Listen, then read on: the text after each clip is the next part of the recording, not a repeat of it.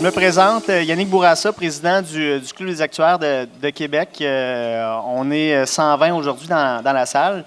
Je vais me prendre 2 secondes pour vous présenter c'est quoi le Club des actuaires. Puis d'ailleurs, on est très, très heureux aujourd'hui de collaborer avec Cercle Finance pour l'organisation de l'événement. En fait, on est un club qui regroupe des actuaires qui travaillent dans la région de Québec. On a des gens des principales compagnies d'assurance, La Capitale, SSQ, IA, Desjardins. On a aussi des gens qui travaillent pour des firmes de consultation, KPMG, Mercer, Aon, Morneau-Chapelle. Ensuite de ça, on a des gens qui travaillent pour des organismes gouvernementaux, la CNE, SST, Retraite Québec, la SAAQ. Des actuaires un peu de tous les horizons. Notre mission principale, c'est de faire des activités pour le perfectionnement professionnel des actuaires, puis aussi le réseautage. À titre d'exemple, là, on a l'activité d'aujourd'hui, mais sinon, on a une activité qui s'en vient au mois de novembre sur les prévisions économiques, où est-ce que M. Clément Gignac va nous faire part de ses prévisions pour 2020. On a aussi en tête, on est en train de regarder pour une autre collaboration avec Cercle Finance en 2020, quelque part en 2020, sur IFRS 17. IFRS 17, ça va venir changer la façon dont les compagnies d'assurance vont comptabiliser leur contrat d'assurance. Ça va être... c'est déjà un enjeu majeur pour les compagnies. C'est des développements importants qui coûtent des millions et des millions de dollars. Alors, c'est un sujet qu'on voudrait aborder avec les comptables et les actuaires et les gens de la direction. Je pense que ça pourrait être très, très intéressant. Si on revient au Club des actuaires, je pense que j'ai essayé de fouiller hier sur Internet pour voir s'il y avait des associations comme la nôtre qui étaient plus vieilles, puis j'en ai pas trouvé. En fait, on existe depuis 1957. Depuis très, très longtemps. Je pense qu'on est la plus vieille organisation, le plus gros regroupement d'actuaires au Canada. Puis, ça fait très, très longtemps qu'on existe. Puis, on en est très, très fiers. On a au-dessus de 300 membres.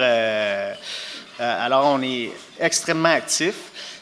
Puis, pourquoi est-ce qu'on est aussi actif à Québec? Bien, principalement parce qu'il y a des compagnies d'assurance.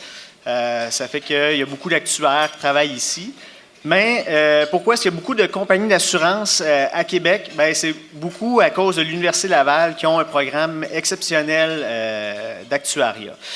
Ça m'amène à vous présenter Madame Damour, qui est justement rectrice de l'Université Laval depuis 1997. C'est la 26e rectrice, mais la première femme qui devient rectrice. Ingénieure de formation, elle enseigne à l'Université Laval depuis 1995. Elle est très, très impliquée. Elle a été vice-rectrice au niveau de la recherche. Parmi ses faits, elle a aussi reçu l'ordre du gouverneur du Canada en 2017. Alors, j'invite Mme Damour à venir vous entretenir sur Centraide, l'environnement numérique et présenter M. Saint-Gelais. Merci. Merci, Yannick Laurence. Très gentil. C'est la vedette aujourd'hui, c'est Jean Saint-Gelais. Et puis, ça me fait un honneur de pouvoir le présenter. Et je vais vous dire quelques mots à son sujet tout à l'heure. Mais je vais commencer en vous disant merci. Merci au Cercle de réunir autant de personnes intéressées par le sujet du jour, les enjeux de la sécurité et de cybersécurité, la transformation numérique dans le monde, notamment de la finance. Et quand c'est un actuaire qui me présente, président du Club des actuaires, je ne peux m'empêcher de penser à un moment qu'on a vécu dans notre famille. Et ce moment, c'est lorsque j'ai eu le bonheur de remettre le diplôme à mon fils en actuariat et qui, au souper, après cet événement, vous comprenez, si vous êtes parent puis vous avez vu un de vos enfants avoir son diplôme, là, vous êtes très ému. Il me dit, je viens d'avoir un diplôme dans un domaine qui va complètement changer. Hein? Alors, pleinement, ce dont vous allez parler rejoint ces transformations numérique. Et puis, c'est vrai que le monde de la finance change. Il a changé, il change, il changera. L'université est partout et on a la chance d'avoir une direction exemplaire à l'Université Laval avec Sophie Damour. Je l'en remercie. Et puis, son initiative de l'Académie de transformation numérique, on voit qu'il est à point nommé. L'université est là, attend quand on a besoin d'eux. Alors, merci pour tout ce que vous faites. Puis, il y a des gens qui sont formés ici partout à l'université. On a parlé beaucoup des actuaires. Eh bien, c'est grâce à vous si on est alimenté de bonnes personnes année après année. Merci beaucoup. Permettez-moi également de rendre hommage à Clément Roberge. Clément, qui dirige le Cercle Finance du Québec depuis, je ne sais pas quand, depuis un certain temps, fait également un travail remarquable d'animation de la société, le milieu financier. Je vais en parler, on ne le prend pas assez à cœur, à mon avis, dans notre société, à quel point il est important. Et puis, Clément joue un rôle primordial dans la région de Québec à cet effet. Puis, maintenant, ses tentacules sont de plus en plus à l'ensemble du Québec. Et puis, merci pour tout ce que tu fais, Clément. Et puis, des fois, on est présenté de façon un peu colorée, mais ça fait partie de l'ensemble du personnage. C'est parfait. Alors, merci beaucoup. Aujourd'hui, je vais surtout vous parler de ce que je considère comme d'une grande importance, j'en ai glissé un mot, l'importance du secteur financier dans une société. À quel point c'est important pour qu'une société comme la nôtre puisse se développer, puisse s'épanouir. On parle beaucoup de développement de l'économie, on parle de l'aéronautique, des biotech, des mines, de plein de choses. On parle rarement du développement du secteur financier dans les médias. On prend pour acquis que ça va de soi, ça va toujours bien fonctionner. On va avoir des institutions solides qui vont continuer à nous offrir de bons services au fur et à mesure, mais à part quelques grands joueurs, et là je vais vous parler de ceux et celles, les organisations dont le siège social est au Québec, à part quelques grands joueurs qu'on connaît tous bien, Desjardins, la Banque nationale, la Caisse de dépôt de placement du Québec, Industrielle Alliance. Après, on descend, là, puis quand on regarde la taille des organisations, les tailles ne sont pas suffisantes. Et puis, c'est tellement important d'avoir la direction, la prise de décision de ces entreprises-là ici pour les emplois du futur, pour les réseaux de contacts que ça crée, pour l'investissement, pour, on sait, des firmes d'avocats, de comptables qui nous appuient à tous les jours dans ce qu'on fait. Lorsque les décisions sont prises ailleurs, eh bien, les grandes décisions sur notre futur sont prises ailleurs également. Il faut se le rappeler, puis voir à quel point c'est important. C'est de ça dont je veux vous parler, surtout aujourd'hui. Mais ce que je vais vous dire pour le secteur de l'assurance, à mon avis, dans une large mesure, s'applique également pour l'ensemble du secteur financier. Alors, je vais commencer par parler de données sur l'importance du secteur de l'assurance qui, au Québec, c'est 56 000 emplois directs.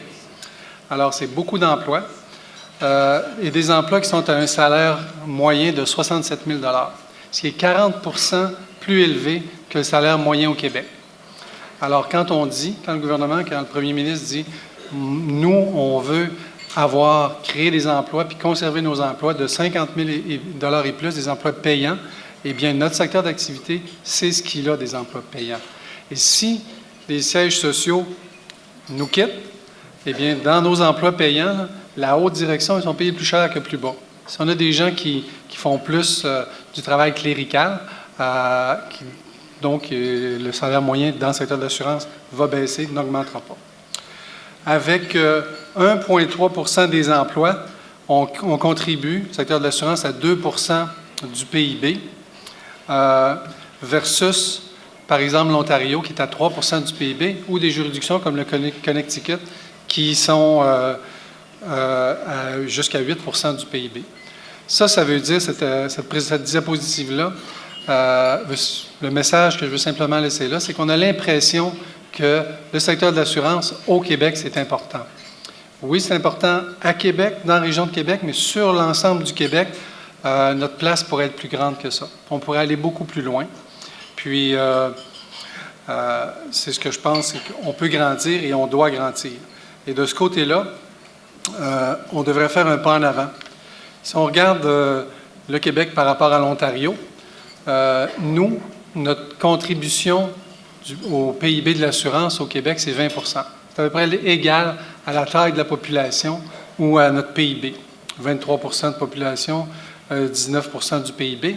En Ontario, ils ont 54 % du PIB en assurance au Canada pour une population de 38-39 % puis qui est égale à leur taille du PIB. Donc, le secteur financier, pour eux, prend une proportion plus importante de leur économie. Aujourd'hui, c'est rendu même plus important que l'automobile en Ontario. Et ils le protègent comme la prunelle de leurs yeux, le secteur financier, ce qu'on devrait faire, nous, au Québec. On devrait prendre exemple sur eux. Alors, qu'est-ce qui est devant nous, une fois qu'on regarde ces données-là? Je vais aller plus en détail. On a deux choix au Québec.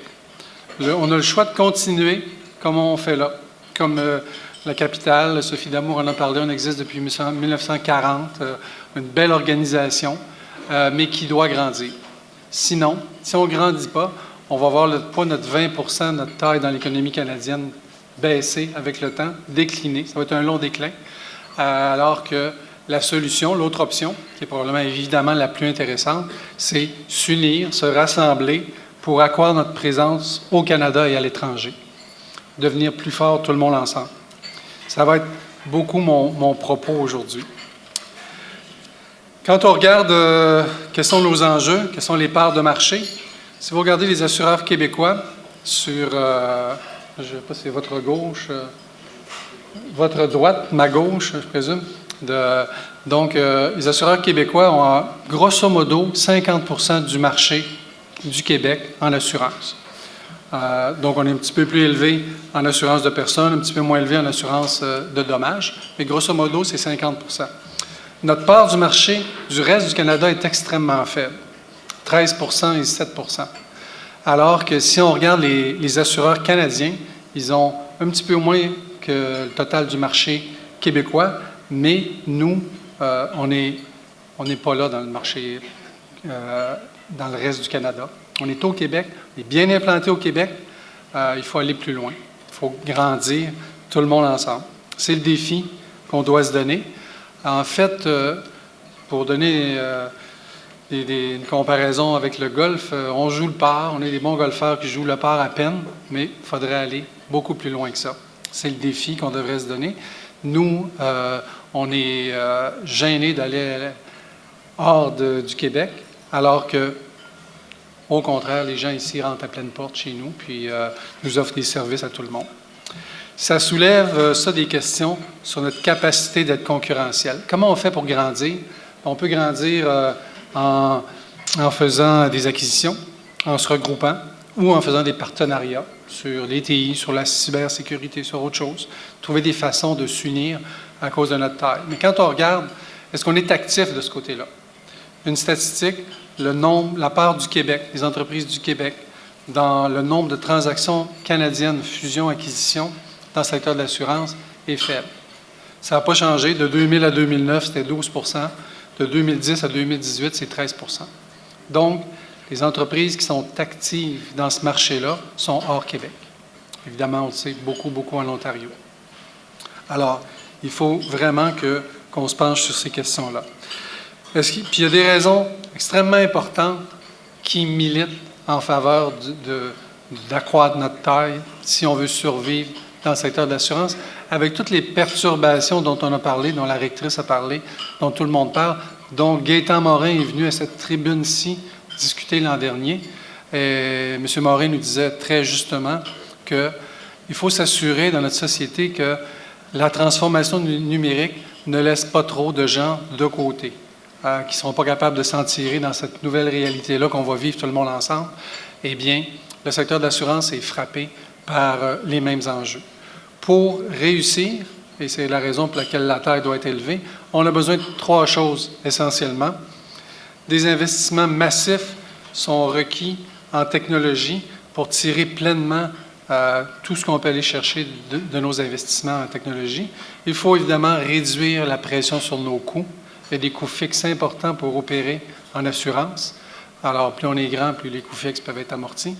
Et puis, il faut être en mesure d'accéder à des capitaux importants pour nous permettre de rencontrer les exigences des autorités réglementaires, de l'autorité de marché financier, qui ont été accrues de manière substantielle suite à la crise qu'on a connue, crise financière 2007-2009.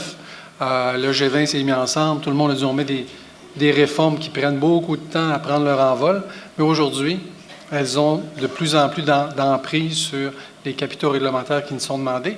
Puis je dois vous dire qu'il arrive à l'occasion que les autorités réglementaires, ce n'est pas une critique à l'AMF, ne sont pas toujours aussi sensibles qu'on souhaiterait qu'elles le soient sur les plus petits joueurs. Mais ça fait partie de la vie dans laquelle on est et c'est la raison pour laquelle il faut voir à notre futur qu'est-ce qui arrive. Il y a deux éléments également qui viennent perturber notre environnement qui s'ajoutent aux trois que j'ai mis. Mais les deux éléments que je voulais mentionner, c'est les changements climatiques. On l'a vu à quel point l'assurance dommages, depuis les 2 dernières années, ça a fait des dégâts, disons-le, pour la population, mais pour l'industrie aussi. On est là pour quand les gens ne vont pas bien, puis les faibles taux d'intérêt. L'enjeu de technologie, des coûts fixes, des capitaux, c'est prendre une importance qui est extraordinaire parce qu'on est tout simplement au début du bouleversement de notre industrie. On a une courbe qui a été préparée par une étude de KPMG qui indique, évidemment c'est peut-être un peu petit, à quel endroit se situent les différentes industries dans la perturbation qui nous touche. Et là, on voit que ce qui est, au cours des dernières années, les nouveaux modèles ils ont bouleversé surtout les domaines du livre, du commerce de détail, de la musique, de l'hôtellerie, des transports, mais ce tonnerre-là qui gronde dans les industries, là, il s'en vient. On l'entend qu'il s'en vient dans l'industrie de l'assurance, puis on voit que le secteur de l'assurance est au début de la courbe, dans les 3 premières industries, là, début de la courbe de notre perturbation, mais le Forum économique de Davos international concluait cette année que les plus grands changements vont survenir dans les effets de la perturbation dans le secteur bancaire, mais celui qui va être plus affecté dans la finance, c'est le secteur de l'assurance. Ce sont les prévisions du World Economic Forum, du Forum économique de Davos. Donc, si on veut être en mesure de prendre ce tournage-là, d'aborder ces changements-là, mais il faut avoir des tailles raisonnables, il faut avoir des capitaux suffisants pour avoir des ressources. On le dit, c'est beau les TI, mais les TI, c'est des gens. Il y a des gens qui sont derrière, devant l'ordinateur, qui le font fonctionner. C'est leurs compétences dont on a besoin. Et puis, il nous faut aller plus loin. Toutefois, on est en plein dans les changements. Et là, on vous a mis juste un aperçu de ce qu'on voit se développer de plus en plus. Les fintech, mais les assurtech, il y en a une panoplie à chaque jour. Il y a été un temps où on les prenait pas vraiment au sérieux. On disait c'est pas quelqu'un dans le fond de son sous-sol qui va venir perturber une industrie comme celle de l'assurance avec la réglementation, le métier que ça prend, etc.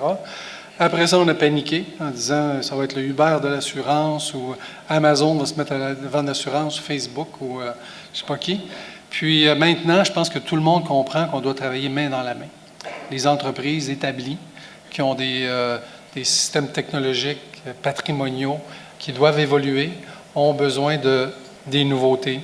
Évidemment, les gens de Google, M. Lécuyer, on entend parler de ça tous les jours, baignent là-dedans, mais il nous faut faire en sorte de trouver la chimie pour qu'on puisse intégrer ces nouvelles technologies-là dans nos activités au cours des 3, 4, 5 prochaines années, c'est certain. Ce qui doit nous inquiéter, je pense, le plus, c'est notre manque de préparation.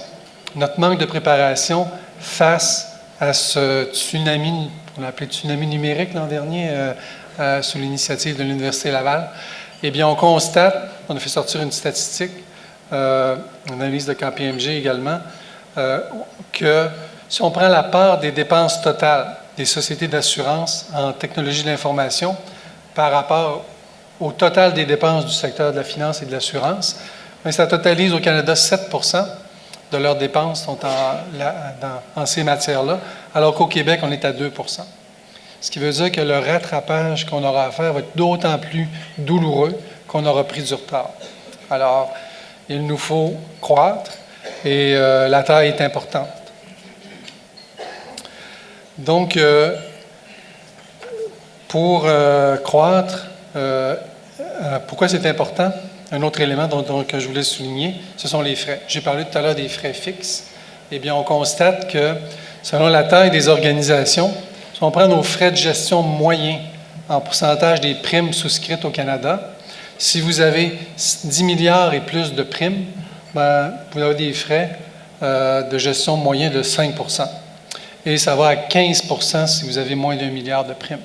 Entre les deux, se situent des entreprises de taille plus moyenne comme la Capitale, SSQ, Promutuelle. Il y en a qui sont à 7, il y en a qui sont à 12, selon leur capacité d'être alerte, agile. Mais c'est clair que si on ajoute au fait qu'il faut intégrer les nouvelles technologies dans une période de perturbation, alors que nos frais sont élevés par rapport aux autres, puis qu'on n'est pas actif beaucoup sur le marché des acquisitions, des fusions, des regroupements, eh bien, ça fait beaucoup de défis qui arrivent en même temps. C'est ce qui nous attend, mais il faut quand même être positif parce qu'on est capable de les aborder. On a recensé également ce que les grands dirigeants disaient dans le secteur de l'assurance, qui étaient les opportunités et les menaces qu'ils voyaient. Et ça recoupe un peu mon propos. Les opportunités, évidemment, c'est de plus en plus l'analyse de données, l'intelligence artificielle pour développer de nouveaux produits. C'est des opportunités incroyables qu'il ne faut surtout pas rater. Deuxièmement, les changements dans les besoins des consommateurs. Les consommateurs veulent être servis différemment, veulent avoir quand ils font affaire avec nous, ils s'imaginent qu'ils sont en lien avec, pareil comme s'ils étaient avec Apple. Il faut que tout soit instantané, parfait. On me connaît, on sait qui je suis. C'est ce que les gens pensent. Alors que s'ils connaissaient tous nos systèmes informatiques, ils sauraient bien qu'on en connaît peut-être un peu moins que ce qu'ils voudraient, ce qu'ils croient, c'est-à-dire. Et puis, évidemment, le troisième élément qui est une principale opportunité, c'est l'amélioration des processus.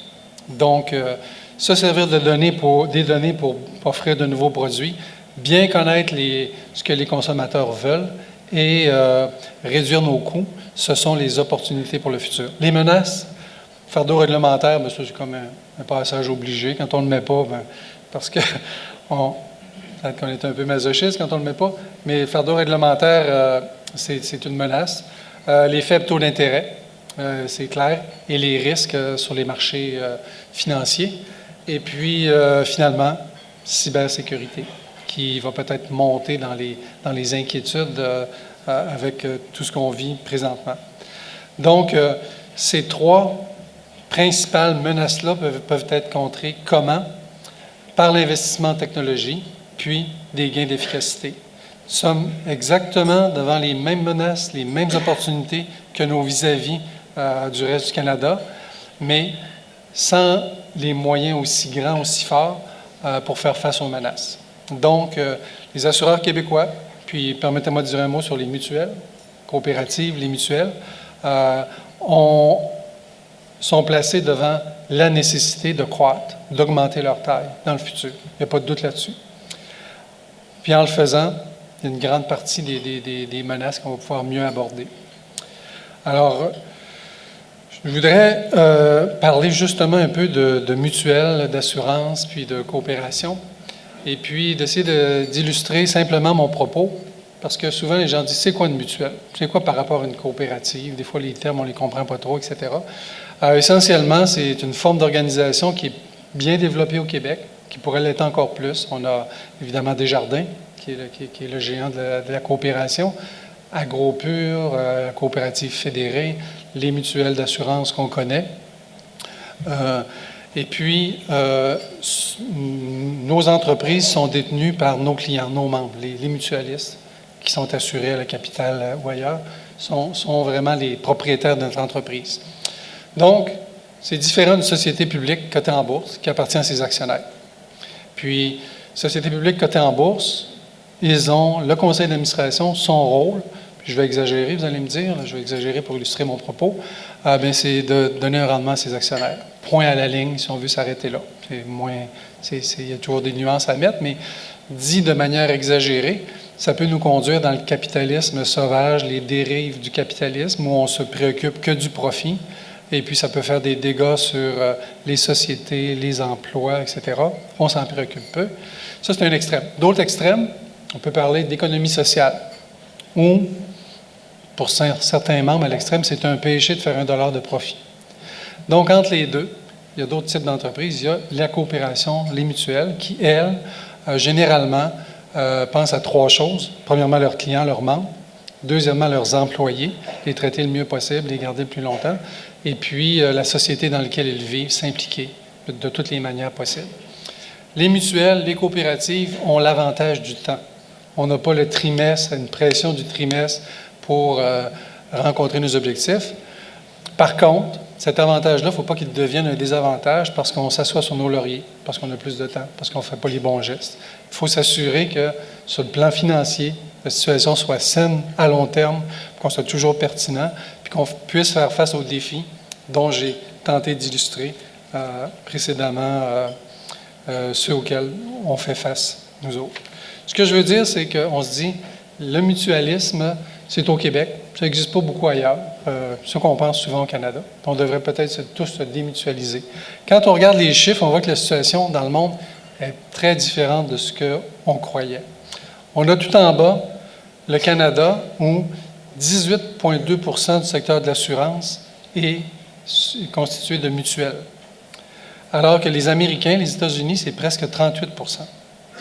Donc, on est presque au double.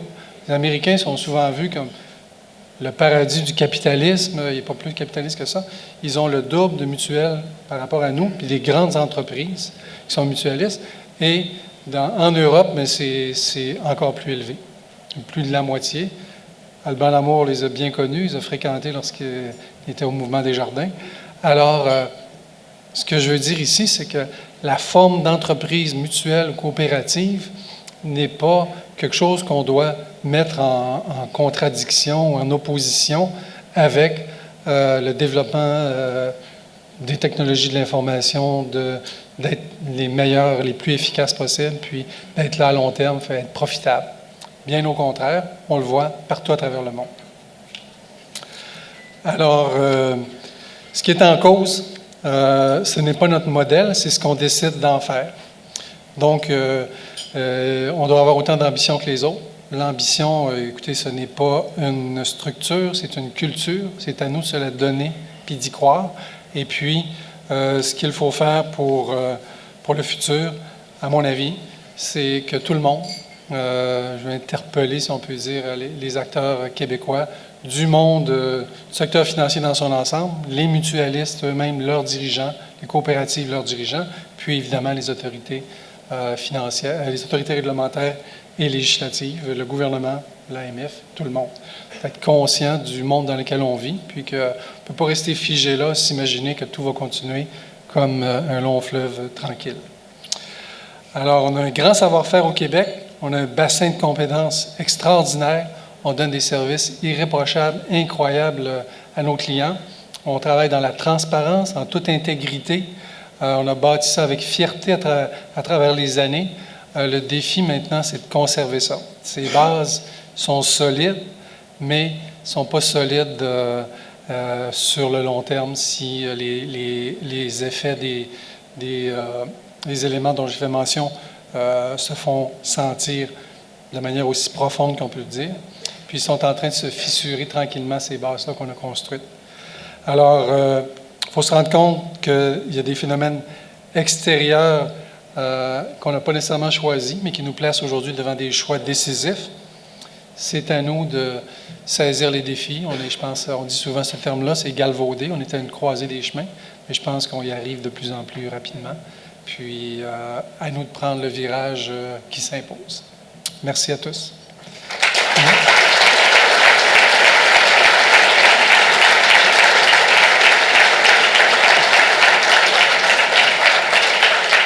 Une couple de questions.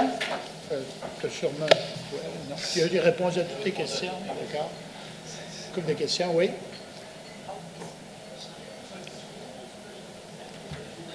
Attends, on va prendre le micro. On va se servir des technologies. Sinon, il risque de ne pas avoir de lien entre ta question et sa réponse. Il n'y en aura peut-être pas non plus, mais... Est-ce qu'il fonctionne? OK. J'écoute votre discours, et en fait, c'est un appel à un regroupement des mutuelles d'assurance du Québec. Mais quelles seraient les conditions pour que ça puisse fonctionner? C'est quoi vos préconditions? Parce que ça fait un bout de temps que ça existe, cette situation-là. Oui, bien écoutez, est-ce que c'est un appel à un regroupement aussi simple et clair que vous le dites, ce que je fais aujourd'hui? C'est un constat à l'effet qu'il faut croître, il faut devenir plus grand. Il y a des différents moyens d'y arriver. Nous, on a créé récemment à la capitale une équipe permanente qui s'occupe de ce qu'on appelle fusion, acquisition et vente aussi. Donc, on a besoin des gens dont le métier, c'est à tous les jours de penser c'est quoi les opportunités de croissance. Au Québec, mais ailleurs aussi. Il y a des mutuelles, pas peut-être, hors Québec, qui sont relativement petites, qui auraient peut-être avantage à se regrouper avec nous. Il peut y avoir des regroupements aussi au Québec, ça peut arriver. Il faut que les astres s'alignent pour que ces choses-là arrivent. Il peut y avoir des partenariats aussi. Je sais que déjà en technologie, en cybersécurité, il y a des gens qui se parlent. Est-ce qu'on peut faire des choses ensemble? Se doter d'outils qui nous coûtent à chacun, si on les fait 3 fois, on paye 3 fois. Il y a des entreprises qui aiment ça, là. Mais qu'on puisse le faire puis se partager l'expertise. Il y a différents moyens de croître, mais il n'y a pas une recette simple à mettre en place. Puis, c'est pas nécessairement évident. Si c'est pas arrivé avant, c'est parce qu'il va y avoir des raisons à ça. Je ne sais pas si j'ai répondu à votre question. C'est quoi les raisons?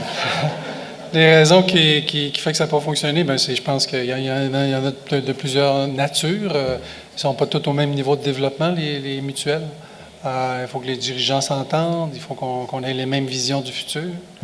Et souvent, des entreprises qui sont en difficulté se regroupent. Et moi, à mon avis, il faudrait le faire avant d'être en difficulté. Est-ce que ça va arriver? Je ne sais pas. Puis c'est vrai, pas juste pour les mutuelles, hein, pour les sociétés publiques cotées en bourse, là, il y en a qui devraient se regrouper et qui ne le font pas. Hein. Il n'y a pas de recette secrète là-dedans. Au niveau de la réglementation, ça semble être aussi un frein à la croissance. Quel changement vous aimeriez qu'il soit apporté par les gouvernements, tant au niveau fédéral que provincial, pour aider? Bon, écoutez, il y a, généralement, avec les défis qu'on voit, là, que j'ai brièvement exposés, il y a 2 éléments qui pourraient soutenir, appuyer nos entreprises pour le futur. Le premier, c'est pour les coopératives, c'est vrai, pour les mutuelles, c'est vrai, c'est l'accès au capital. Est-ce qu'on peut trouver des moyens d'avoir un accès plus grand au capital? Est-ce qu'on a l'avantage du temps comme mutuelle, mais on a la difficulté de ne pas pouvoir émettre des actions pour financer un projet? On n'est pas une société publique cotée en bourse qui dit « j'ai un bon projet, achetez mes actions, j'ai l'argent ». Donc, Desjardins, les fonds de travailleurs au Québec, Fonds de solidarité, Fonds d'action, ont trouvé que le gouvernement a des moyens d'avoir accès à des capitaux. Il y a le régime d'investissement coopératif aussi qui sert à AgroPure, Coop fédéré, à d'autres. Donc, comment on peut lever des capitaux plus facilement que ce qu'on peut faire présentement? Présentement, l'idéal, c'est de faire des profits. On peut les réinvestir puis avancer, ça c'est le numéro 1. Puis sinon, emprunter, c'est moins agréable. Puis, l'autre volet où les gouvernements peuvent nous aider, bien, c'est dans les technologies. Dans les technologies, vous savez, il y a des programmes, on le voit, qui existent tout le temps. Eh bien, si on est en mesure de mesurer l'investissement en TI requis pour être pertinent à long terme dans le secteur de l'assurance, est-ce qu'on a besoin d'un soutien plus grand que ce qui existe actuellement? C'est le genre de questions que les gouvernements devraient se poser. Mais évidemment, ils doivent faire le même constat que nous pour commencer à se poser ces questions-là. Dernière question. Une fois, 2 fois, 3 fois. Pardon? Non, je vais faire une remarque. Sur Robert, je n'ai pas de questions, il y a des remarques. Merci. Donc, pendant que Jean-François ne partait pas, je vais inviter Jean-François Chalifou venir pour les remerciements. Mais en passant, merci beaucoup pour les bons mots. Ceux qui disent hey, comment ça te coûte, hey, c'est gratuit. Puis en plus, la capitale, comme plusieurs d'entre vous, ils nous aident financièrement pour les activités. Fait que c'est plus que pas payé.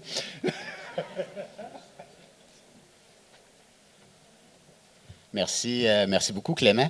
Je ne sais pas si c'est un signal au rapprochement que de m'inviter pour fermer. Je ne sais pas comment le cercle organise les activités, Jean, on s'en parlera après, mais en fait, je suis ici parce que c'est moi qui ferai le discours l'an prochain. Merci, Jean, pour la profondeur et la pertinence de tes propos. Je retiens quelques éléments.